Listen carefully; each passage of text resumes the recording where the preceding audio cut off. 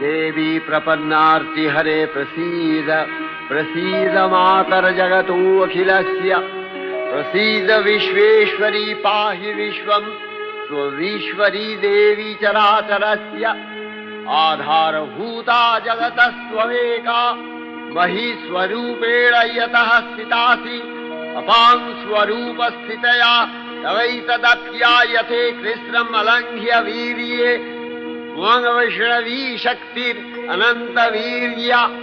विश्वस्य बीजं परमासि माया सम्मोहितं देवि समस्तमेतत् त्वं वै प्रसन्ना भुवि मुक्तिहेतुः विद्या समस्ता तव देवि भेदा स्त्रियः समस्ता सकला जगत्सु